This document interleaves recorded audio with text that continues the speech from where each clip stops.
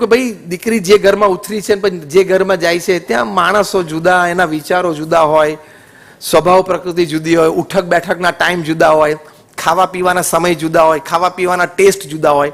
એ સિસ્ટમમાં સેટ તો થવું પડે કે નહીં? બહાર જેમ ઇન્ટર્નશીપ ને પ્રોબેશન પીરિયડ છે એવું અહીંયા રાખવું તો પડે ને, ભલે ઓફિશિયલી નથી, કે સિસ્ટમમાં ફિટ થવું પડે ને.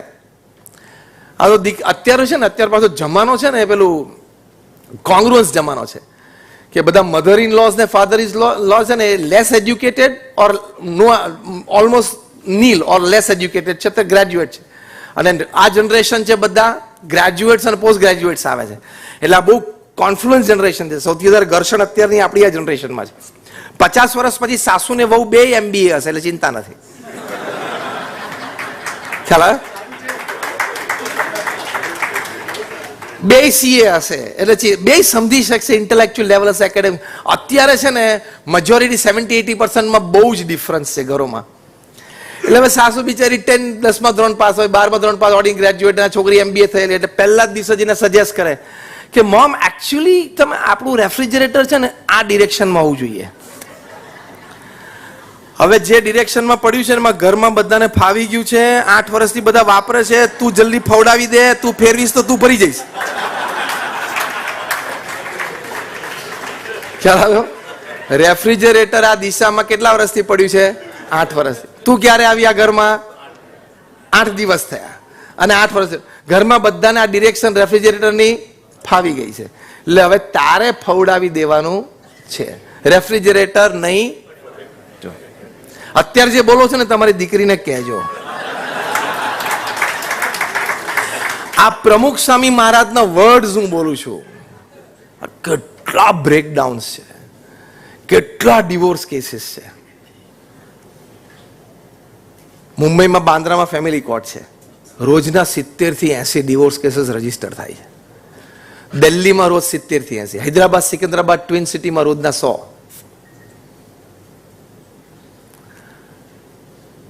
અમુક તો કલાકોમાં ડિવોર્સ થાય છે. બોલો, હજી મેરેજ થયા ને 8મા કલાકે ડિવોર્સ માટેનું રજીસ્ટ્રેશન. રેકોર્ડ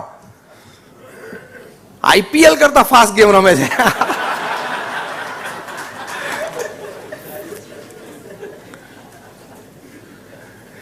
બાંદ્રામાં આપણે અહીંયા ફેમિલી કોર્ટમાં જે ડિવોર્સ માટે કેસીસ રજીસ્ટર થાય છે ને એમાંથી 5% કેસ તો અબાવ ધ એજ ઓફ 60 ના છે. એટલે આ 30-35 વર્ષ ચાલી ગયું અથવા ચલાવી લીધું, વોટ એવર. હવે 10-15 છે, અમે 75 એક વિકેટ પડવાની છે બેમાંથી. ચલાવી લે ને 10-15, પણ નથી ચાલતો. તો બાંદ્રાની ફેમિલી કોર્ટમાં જે આ 5% કેસીસ ડિવોર્સના અબાઉ ધ એજ ઓફ 60 થાય છે એની ઉપર વકીલોએ રિસર્ચ કરી કે આમાં કારણો શું છે. ફની કારણ, હા. પહેલું કારણ, suddenly my spouse has lost the sense of dressing. એટલે 60 વર્ષે જબ્બો લેંગામ બધું આવી જાય. કેવું 63 વર્ષે બધું આવી જાય. લો, હવે 60 વર્ષે સેન્સ ઓફ ડ્રેસિંગ જોવાની હોય 35 વર્ષના લગ્ન પછી. ડિવોર્સનું કારણ છે અબાઉ ધ એજ ઓફ 60. બીજું કારણ એ તમને એનાથી પણ ફની લાગશે, the temperature of AC and speed of fan in bedroom. એકને પંખો 2 ઉપર ફાવતો હોય ને એકને 5 ઉપર ફાવતો હોય તો બંને પ્રેક્ટિસ કરીને 4 ઉપર આવી જવું જોઈએ. ટેમ્પરેચર કોકને રાત્રે સુધી વખતે 20-22 જોઈએ, કોકને 24-25 જોઈએ, તો બંને 22 ઉપર સેટલ કરી લેવાનું.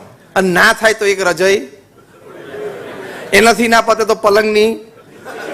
સજેશન ઘણા બધા છે. પણ આવા this are the real reasons. આપણે મુદ્દો શું ચર્ચી રહ્યા છે? સંબંધો સુધરી શકે છે. આ બધી વાત ઉપર આપણે વિચાર કરવો પડે. હવે તમે ઘરે આવ્યા અને તમારા વાઈફે તમને સરપ્રાઈઝ આપી કે જો આપણે કર્ટેન્સ બદલી નાખ્યા. હવે ધારો કે કલર તમને ના ગમતો હોય તો તમારે રિસ્પોન્સ શું આપવાનો છે? અહીંયા બોલો છો ત્યાં બોલજો. તમારે કહેવાનું ફાઇન, સુપર, એક્સિલન્ટ. ટૂંકમાં જેટલા સિનોનિમ્સ આવડતા હોય ને સમાનાર્થી બધા બોલી જ નાખવાના. કારણ શું? Now I am coming to something very serious. Listen carefully. Reason is, પહેલું, તમારે કંઈ આખી જિંદગી પડદાની સામે બેસીને કાઢવાની નથી. એમ રાઈટ ઓર રોંગ? બરોબર. અને within the 4 walls of the house તમારે ઓથોરિટી ડેલિગેટ કરી જ દેવાની.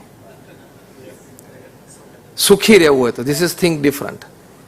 પડદાનો કલર સહેજ લાઇટમાં એનું મન તૂટ્યું એટલે ચા અને શાકના ટેસ્ટમાં ફેરફાર થશે જ.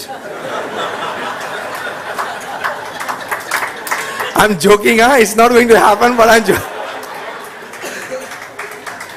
What I mean to say is, આવી નાની વાતમાં સંબંધોમાં ઘા વાગે. જો આમાં તૂટી નથી જવાનો સંબંધ, પણ થોડીક ઉણપ, ઓછપ તો આવવાની છે કે આમ આટલું મેં મહેનત કરી અને 10 દિવસથી મેં કલર સિલેક્શન માટે આટલી મહેનત કરી, રોજ બપોરે 2-4 કલાક શોરૂમમાં ગયા પછી આ કલર સિલેક્ટ કર્યો ને. સેન્સ ઓફ એપ્રિસિએશન રાખવાનું. Sense of appreciation. નાની વાત હોય ને, ગ્રેટ. એ બાબતે આ પશ્ચિમના જગતમાંથી ખરેખર શીખવા જેવું છે. અમેરિકા અને ઇંગ્લેન્ડમાંથી if a kid or even a person, a small thing done good and right is appreciated. નાનો બાળક કંઈક નાની સારી વાત કરે ને તો ફાધર એને પાર્ટી આપે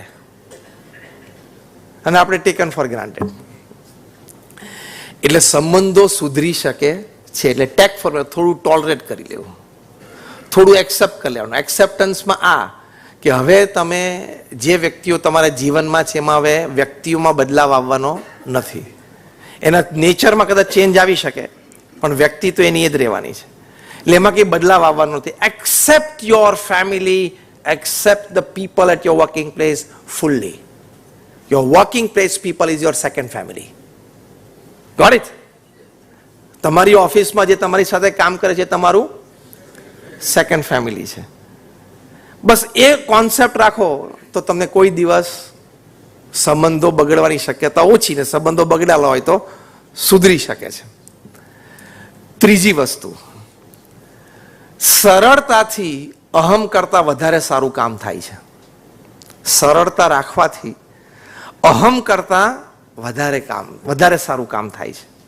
આ ત્રીજું થિંક ડિફરન્ટ. લોકોને શું હોય છે? If I show my attitude I can work. મેં 500 થી પણ વધારે જીવન ચરિત્રો વાંચ્યા છે. From Nelson Mandela to Abraham Lincoln to George Washington to Pramukh Swami to Sachin Tendulkar, everybody.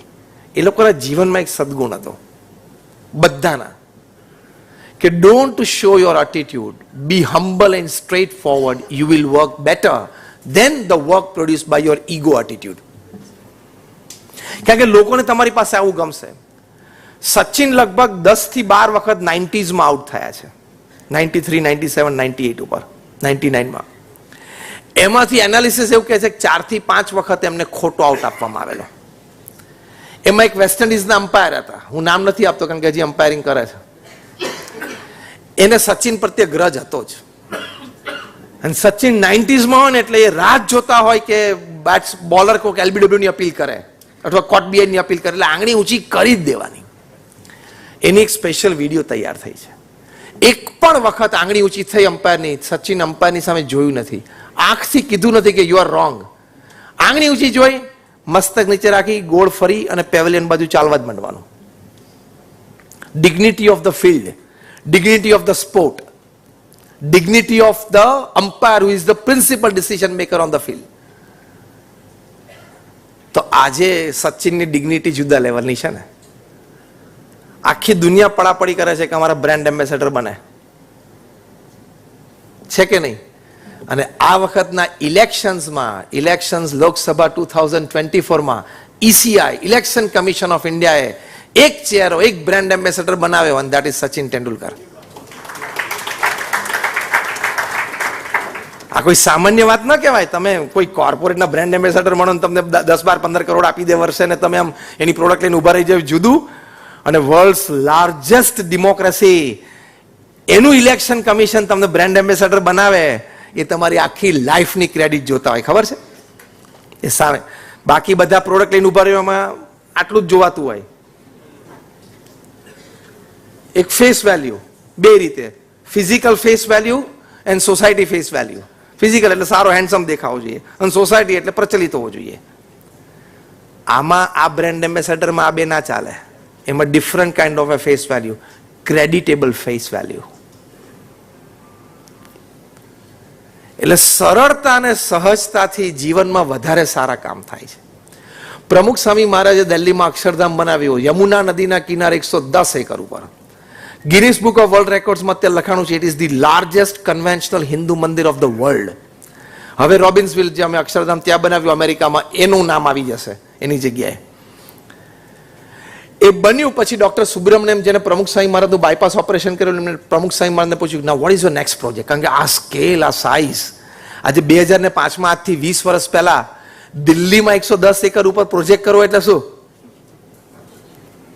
આજથી આ વાક્યથી ઘણું સમજી શકો છો ને.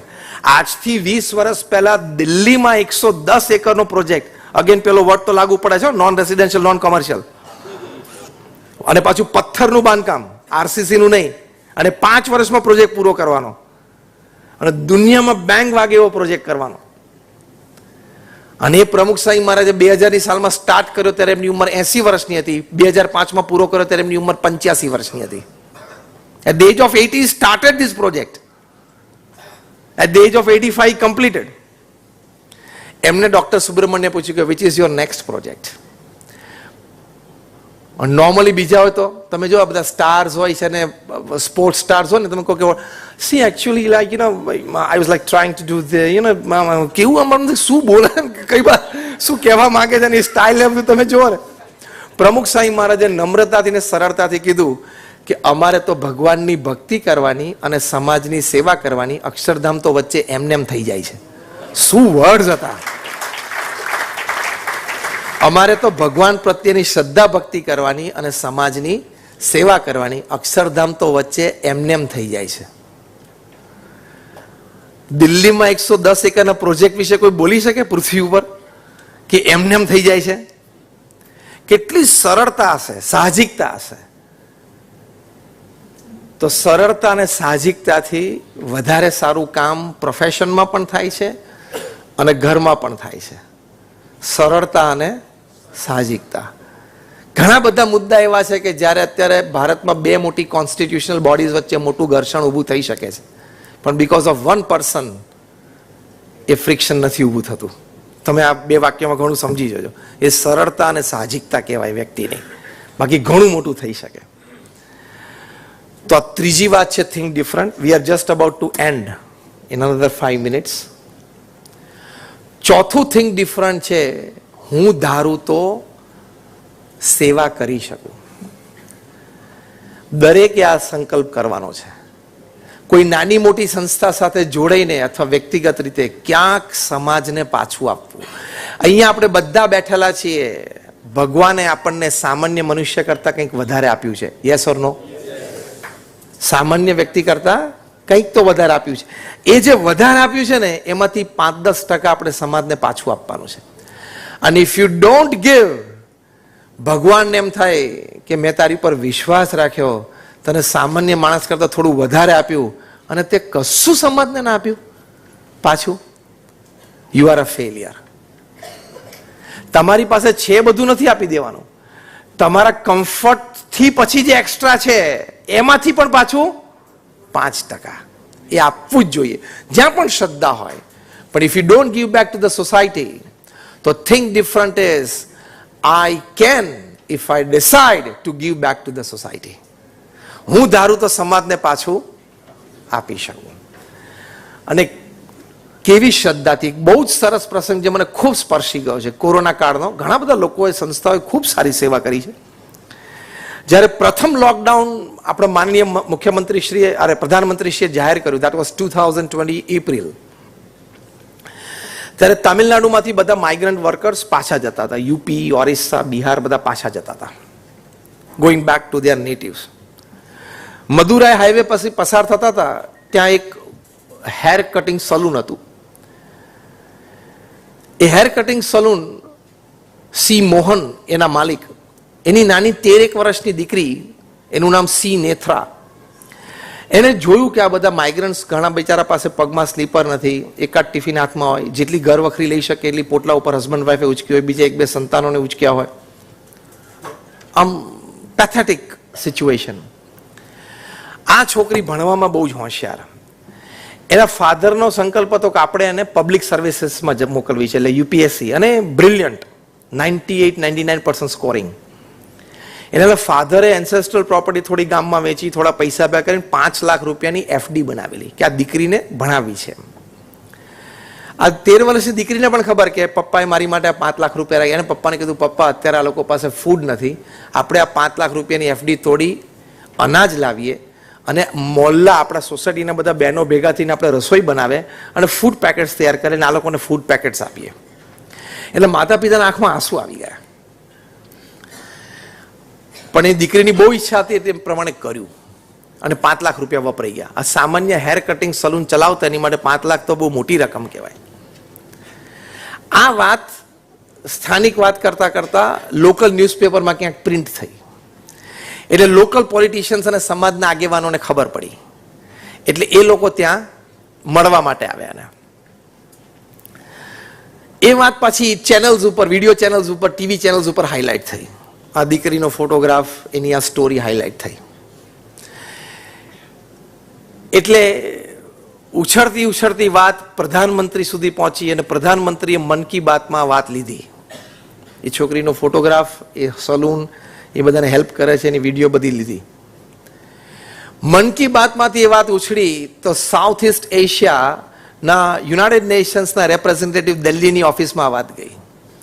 ત્યાંથી એ વ્યક્તિ આ દીકરીને મળવા માટે મદુરાઈ આવ્યા. આ વાત જાહેર થઈ એટલે એ વખતના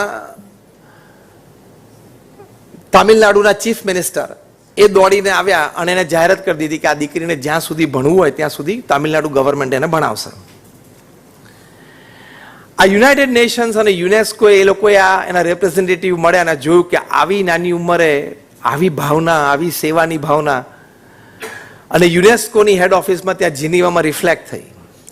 યુનેસ્કોએ નક્કી કર્યું કે આપણો જે યુનાઇટેડ નેશન્સનો ફૂડ પ્રોગ્રામ છે for poor, united nations food programme for the poor, એની માટે આ 13 વર્ષની દીકરીને આપણે બ્રાન્ડ એમ્બેસેડર બનાવવી.